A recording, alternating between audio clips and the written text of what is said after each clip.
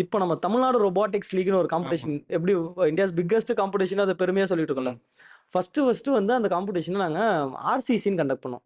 Robotics championship காம்படிஷன்னு சொல்லி அந்த ஸ்கூலில் வந்து நாங்கள் பாரதி ஸ்கூலில் கண்டக்ட் பண்ணோம். எதுக்கு கண்டக்ட் பண்ணோம்னா, நிறைய ஸ்கூல் பார்ட்டிசிபேட் பண்ணணும். நிறைய ஸ்கூல் பார்ட்டிசிபேட் பண்ணணுன்றது இவங்களை யாருக்குமே தெரியாது. எப்படி நிறைய ஸ்கூல் வந்து பார்ட்டிசிபேட் பண்ணுவாங்க?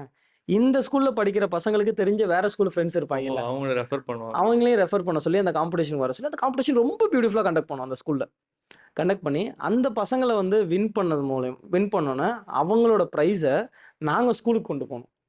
வழக்கமா வின் பண்ணா அந்த பசங்க கையில கொடுப்போம்ல, நாங்க என்ன பண்ணிட்டோம், உங்க ஸ்கூல் பையன் இந்த காம்படிஷன்ல வின் பண்ணா அப்படின்னு சொல்லி அந்த பசங்களோட ப்ரைஸையும் அந்த பசங்களோட ரோபோட்ஸையும் அந்த ஸ்கூல்ல வந்து கொண்டு போனோம். அப்போ வாட்ச்மேன்ட்ட இருந்து எங்களுக்கு ஒரு கிளியரன்ஸ் கிடைச்சிருச்சு. ஏதோ ஒரு ஸ்டூடெண்ட்ஸ் அச்சீவ்மெண்ட் சம்பந்தமா பேச வராங்கன்னு சொல்லிட்டு மற்ற அந்த கோஆர்டினேட்டர்ஸ் இருந்து கிளியரன்ஸ் கிடைச்சி நேராக கொண்டு போயிட்டு பிரின்சிபல்ட்ட உட்கார வச்சிட்டாங்க.